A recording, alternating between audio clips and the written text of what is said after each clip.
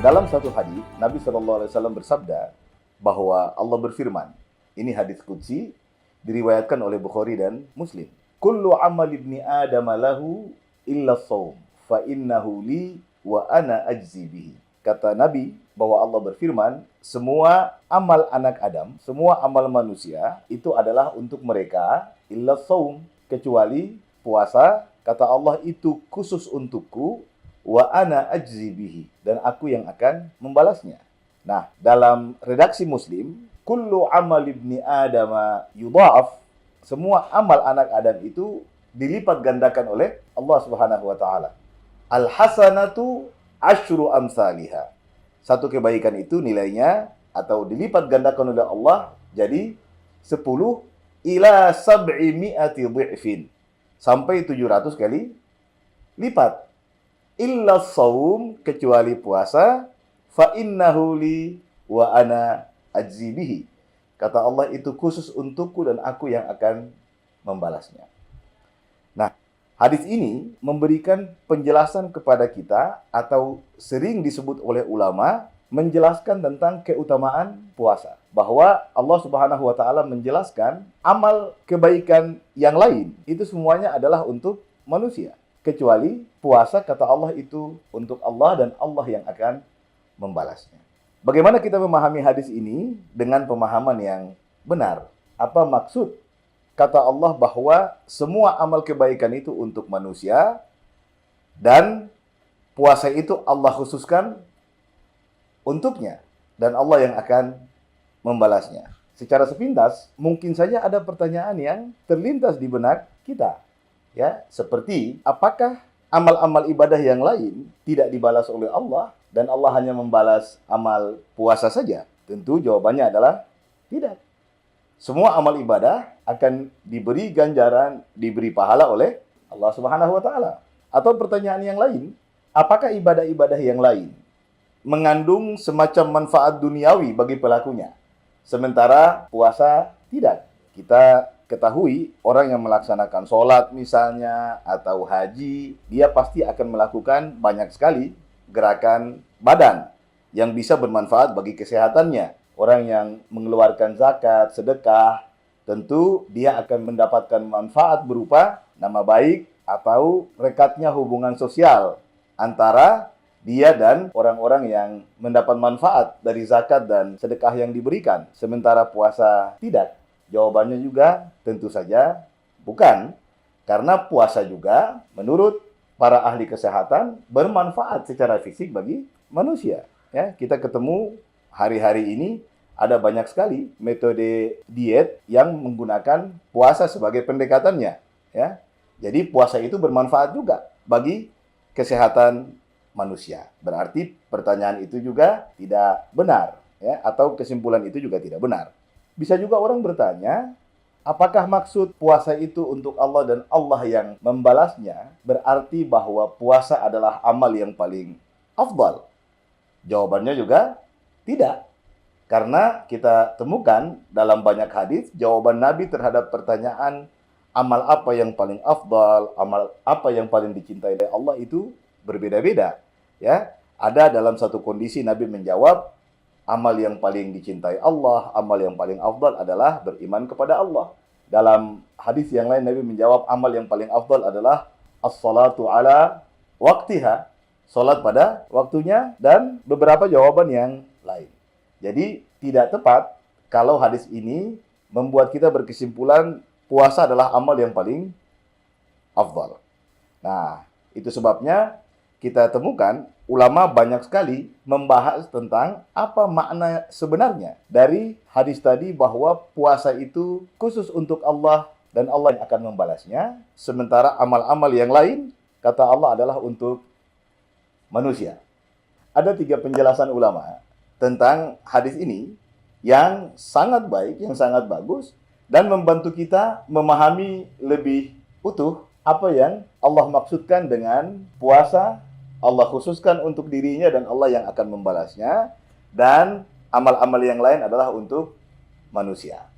2 penjelasan pertama berasal dari Sufyan ibnu Uyainah, salah seorang tabi'in.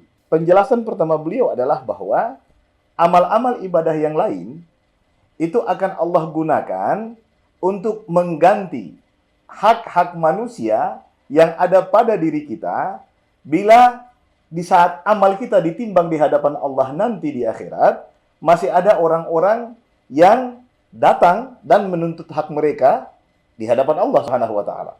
Sementara puasa tidak akan masuk dalam ibadah yang Allah gunakan untuk mengganti hak orang lain yang masih mereka tuntut kepada kita di akhirat.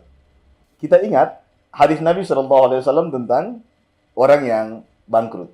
Ya, ketika Nabi bertanya kepada para sahabat, "Atadruna manil muflis?" Tahukah kalian siapa orang yang bangkrut? Para sahabat menjawab, "Al-muflisu fina man la dirhamalahu wa la dinar." Orang yang bangkrut di antara kami, wahai Nabi, adalah orang yang tidak punya dinar, juga tidak punya dirham. Orang yang tidak punya harta. Tapi Rasulullah SAW menjelaskan orang yang bangkrut yang sebenarnya adalah mereka yang ketika di akhirat membawa amal kebaikan yang sangat banyak, bahkan lebih banyak dari amal keburukan, tapi kemudian datang orang-orang yang pernah dianiaya, dizalimi, atau diambil haknya oleh kita dan menuntut hak mereka di hadapan Allah Subhanahu wa taala. Maka Allah akan menggantikan itu dengan memberi amal kebaikan kita setara sejumlah dengan hak orang-orang itu sampai amal kebaikan kita habis. Amal keburukan yang tadinya sedikit dan lebih ringan dari amal kebaikan kita sekarang berubah menjadi lebih berat. Tapi masih ada lagi, kata Nabi, yang datang menuntut haknya.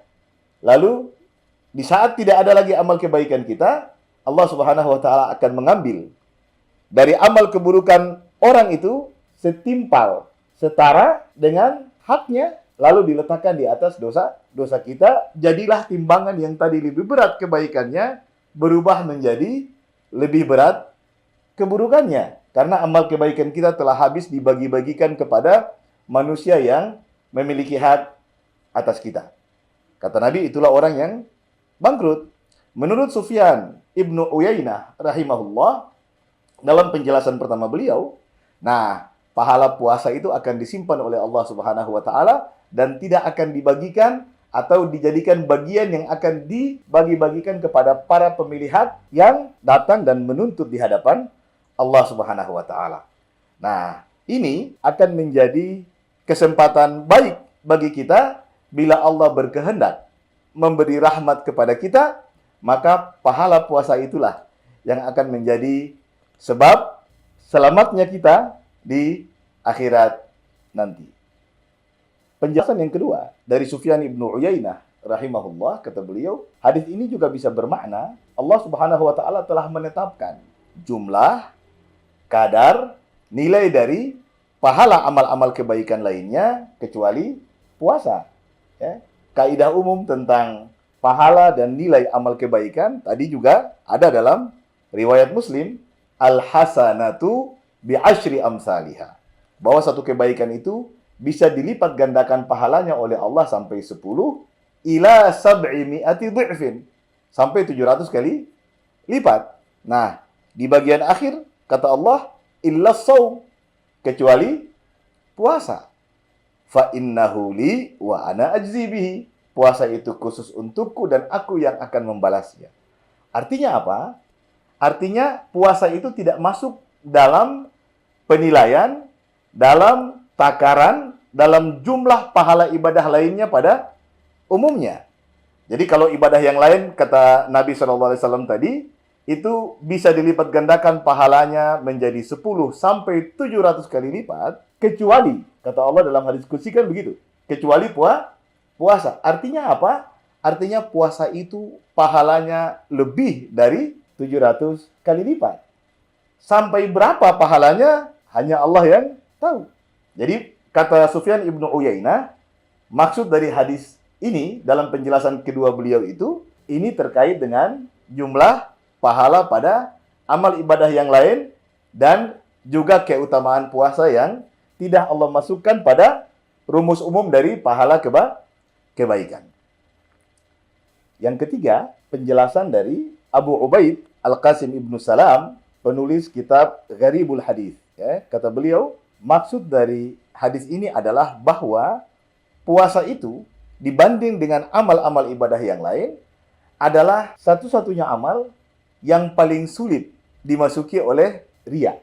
Yang paling sulit dimaksudkan oleh manusia untuk sekedar mendapat pujian dari manusia. Dengan kata lain, ibadah puasa adalah ibadah yang paling mudah bagi kita untuk ikhlas sepenuhnya karena Allah Subhanahu wa Ta'ala. Mungkin saja ada yang bertanya, apakah memang tidak mungkin sama sekali terjadi riya pada ibadah puasa? Saya katakan bukan tidak mungkin, tetapi peluang itu sangat kecil. Mengapa? Puasa itu adalah ibadah yang bersifat meninggalkan sesuatu. Jadi kita tidak melakukan apa-apa, cuma menahan diri dari makan, minum, dan berhubungan suami istri di siang hari. Tentunya juga dengan meninggalkan larangan-larangan Allah yang lain. Jadi sebenarnya orang sulit sekali melihat bahwa kita itu sedang berpuasa. Kalau kita menawarkan makanan kepada dua orang misalnya. Yang satu benar sedang berpuasa, kemudian yang satu sedang kenyang. Karena dia baru saja makan misalnya. Maka tawaran kita akan ditolak oleh mereka berdua. Tapi kita tidak bisa bedakan siapa yang menolak karena dia sedang berpuasa dan siapa menolak karena dia sedang kenyang. Jadi peluang agar ada unsur manusiawi lain di dalam diri kita terkait dengan ibadah puasa itu adalah sangat kecil. Sementara dalam ibadah-ibadah yang lain, peluangnya cukup terbuka. Karena dia adalah ibadah yang merupakan sebuah perbuatan, sebuah pekerjaan yang terlihat. Orang sholat, dia ke masjid, dia membacakan ayat-ayat Allah. Orang naik haji juga demikian. Ya, bukan hanya dia yang tahu kadang-kadang, bukan hanya keluarganya yang tahu, tapi sekampung bisa tahu bahwa dia sedang melaksanakan ibadah haji. Orang mengeluarkan zakat, mengeluarkan sedekah, juga demikian. Kita rasakan memang potensi terjadinya riya itu jauh lebih besar dan terbuka. Nah, jadi itu yang dimaksudkan oleh Abu Ubaid Al-Qasim ibn Salam bahwa ketika Allah mengatakan kullu amal ibni Adam lahu, bahwa semua amal anak Adam itu untuk mereka, maksudnya adalah peluang terjadinya riya itu besar, sementara karena puasa itu peluangnya kecil, Allah mengatakan ini khusus untukku dan Allah yang akan membalasnya. 3 penjelasan ini, yang 2 dari Sufyan ibnu Uyainah rahimahullah dan yang 1 dari Abu Ubaid Al-Qasim ibn Salam, bisa kita terima sebagai penjelasan yang memudahkan kita untuk memahami lebih baik hadis yang kita sebutkan di awal tadi. Nah, saya ingin memberi penjelasan lebih tentang kaidah pemberian pahala. Kaidah nilai pahala bagi amal kebaikan kita seperti penjelasan Ibnu Uyainah tadi pada penjelasannya yang kedua. Jadi memang dalam Islam, satu kebaikan yang kita lakukan itu bisa dilipat gandakan Allah menjadi 10. Bahkan sampai 700 kali lipat. Itu tidak hanya ada di dalam hadis yang tadi kita bacakan, tapi juga memang Allah jelaskan di dalam Al-Quran. Kata Allah Subhanahu wa Ta'ala, "Man jaa'a bil hasanati falahu 'asyru amsalihha." Siapa yang melakukan satu kebaikan, maka dia diberi pahala 10 kali lipat. Dalam ayat yang lain, Allah membuat perumpamaan pelipat gandaan pahala. Kata Allah Subhanahu wa Ta'ala, "Kamatsali habbatin ambatat sab'a sanabil fi kulli sumbulatin mi'atu habbah." Kata Allah Subhanahu wa Ta'ala, pahala kebaikan itu saat Allah bicara tentang bersedekah, tentang berinfak di jalan Allah, kata Allah, pahala kebaikan itu seperti satu benih yang ditanam, kemudian dia mengeluarkan 7 tunas atau 7 cabang, dan pada setiap cabang itu ada 100 biji, ada 100 buah. Artinya satu kebaikan itu bisa dilipat gandakan oleh Allah menjadi 700. Nah, itu yang ditegaskan secara clear oleh Nabi SAW tadi. Dalam riwayat Muslim, kata Nabi SAW, "Kullu amal ibni Adam yudha'af." Kata Nabi SAW, semua amal anak Adam, semua amal manusia, amal kebaikannya akan dilipat gandakan oleh Allah.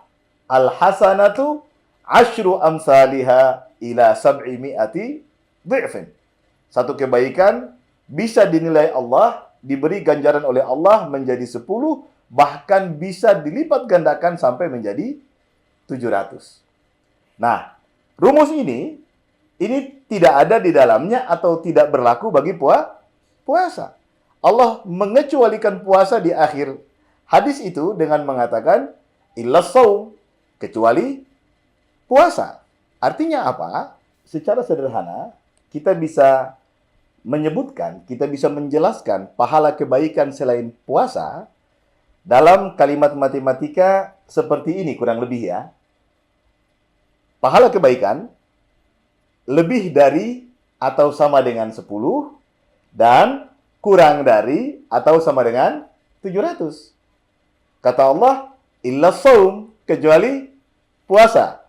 Maka kalau boleh memberi angka, maka pahala puasa itu lebih dari 700. Nah, sampai di batas mana pahala itu? Wallahu a'lam bissawab. Allah mengatakan, itu untukku dan aku yang akan membalasnya. Mungkin ada yang bertanya, mengapa puasa dikeluarkan Allah dari kaidah umum pemberian pahala dan nilai bagi semua amal kebaikan? Nah, ulama menyebutkan satu jawaban yang juga indah, kata mereka, karena hakikat dari puasa itu sebenarnya adalah kesabaran. Bersabar, menahan diri dari makan, minum, berhubungan suami istri, dan hal-hal lain yang dilarang oleh Allah Subhanahu wa Ta'ala. Jadi, hakikat ibadah puasa itu sendiri adalah ibadah kesabaran. Dan kesabaran itu, kata Allah Subhanahu wa Ta'ala dalam Al-Quran, innama yuwaffas sabiruna ajrahum bighairi hisab. Sesungguhnya Allah Subhanahu wa Ta'ala akan memberi balasan, akan memberi pahala, akan memberi ganjaran kebaikan bagi orang-orang yang bersabar itu dengan ganjaran, dengan pahala, dan dengan kebaikan yang tanpa batas.